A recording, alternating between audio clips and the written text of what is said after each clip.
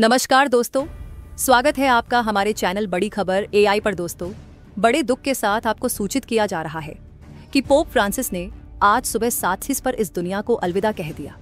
यह बात वेटिकन ने 21 अप्रैल की दोपहर 1:37 पर एक्स पर पोस्ट करके दुनिया के साथ साझा की और ईस्टर के अगले दिन पोप फ्रांसिस का निधन हो गया है। 88 साल की उम्र में उन्होंने इस दुनिया को अलविदा कहा। उनके जाने से दुनिया के करीब 1.5 अरब कैथोलिक समुदाय के बीच शोक की लहर दौड़ गई। आज हम उस व्यक्ति के बारे में बात करेंगे जिन्होंने चर्च को सिर्फ धर्म तक सीमित नहीं रखा, बल्कि सामाजिक बदलाव की दिशा में भी उन्होंने एक रोशनी दिखाई। हम बात कर रहे हैं पोप फ्रांसिस की। पोप फ्रांसिस पिछले कुछ सालों से गंभीर स्वास्थ्य समस्याओं से जूझ रहे थे। उन्हें बार बार निमोनिया और ब्रोंकाइटिस जैसे फेफड़ों से जुड़े संक्रमण का सामना करना पड़ा था। डॉक्टरों ने तो उनके एक फेफड़े का हिस्सा भी निकाल दिया था। 20 अप्रैल 2025 यानी ईस्टर के दिन उन्होंने अमेरिका के उपराष्ट्रपति जेडी वेंस से मुलाकात की। लेकिन इसके अगले ही दिन वेटिकन से उनके निधन की खबर सामने आई। इस खबर के साथ ही दुनिया भर के चर्चों में प्रार्थनाएं शुरू हो चुकी हैं। एक आम लड़के से पोप बनने तक का सफर। पोप फ्रांसिस का असली नाम जॉर्ज मारियो बोर्गेग्लियो था। उनका जन्म 17 दिसंबर 1936 को अर्जेंटीना की राजधानी ब्यूनस आयर्स में हुआ था। उनके माता पिता इटली से आए प्रवासी थे। उनके पिता रेलवे में अकाउंटेंट थे और माता एक होममेकर।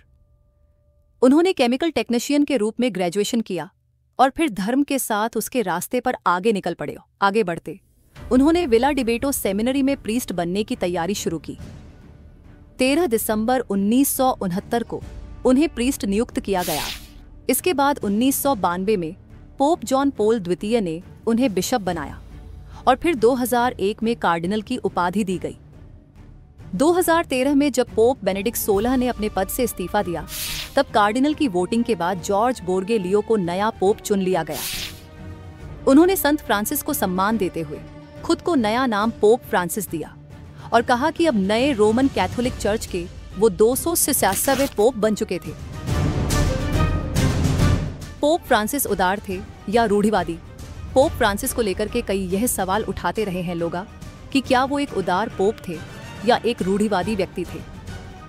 एलजीबीटीक्यू समुदाय को लेकर के उन्होंने कहा था कि चर्च को समलैंगिक समुदाय से माफी मांगनी चाहिए। साथ ही वो पूंजीवादी नीतियों के खिलाफ थे। उनके आलोचक रहे, लेकिन उन्होंने महिला प्रीस्ट या समलैंगिक विवाह जैसे मुद्दों पर कोई बड़ा बदलाव नहीं किया, जिसके चलते लोग उन्हें रूढ़िवादी भी मानते हैं। अब वो फ्रांसिस के कार्यकाल में चर्च को कई घोटालों का सामना करना पड़ा था, खास करके विकिलीक्स के जो मामले थे वो और चाइल्ड अब्यूज से जुड़े मामले। उन्होंने पारदर्शिता लाने, भ्रष्टाचार को कम करने और पीड़ितों को न्याय दिलाने के लिए कई सख्त कदम उठाए। 2024 में उन्होंने कहा था कि बच्चों का यौन शोषण चर्च की विरासत पर एक दाग है जिसे मिटाना जरूरी है। पोप फ्रांसिस एक अलग तरह के पोप थे। उन्होंने पारंपरिक पोप के महल में रहने से इनकार कर दिया और एक साधारण सा गेस्ट हाउस को अपना आवास बना लिया। इसी सादगी के लिए उन्हें स्लम बिशप के नाम से भी जाना जाता है। उन्होंने दुनिया भर में धर्मों के बीच संवाद को बढ़ावा दिया, जैसे कि मुसलमानों, यहूदियों और बौद्धों के सभी के एक साथ संबंधों को मजबूत करने की दिशा में। उन्होंने कई पहल की बात करें उनकी विरासत की, तो पोप फ्रांसिस का जाना सिर्फ एक धार्मिक नेता का जाना नहीं, बल्कि ये उस विचारधारा का जाना है जिसने चर्च को आम आदमी के करीब लेकर के आया था। उनकी विरासत को 3 शब्दों में समझा जा सकता है। पहला शादी, दूसरा सेवा और तीसरा संवाद। उन्होंने दिखाया कि पोप होना केवल एक पद नहीं, एक जिम्मेदारी है।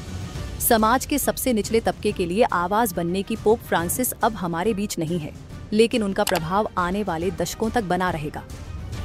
अब वेटिकन में अगला पोप चुनने की प्रक्रिया शुरू हो चुकी है। देखना होगा कि उनका उत्तराधिकारी किस दिशा में चर्च को लेकर के जाता है। आप इस महान आत्मा को क्या श्रद्धांजलि देंगे, हमें कमेंट बॉक्स में लिख करके जरूर बताएं। धन्यवाद। अगर आपको हमारा ये वीडियो पसंद आया हो तो इसे लाइक करें, शेयर करें और सब्सक्राइब करना ना भूलेंगे।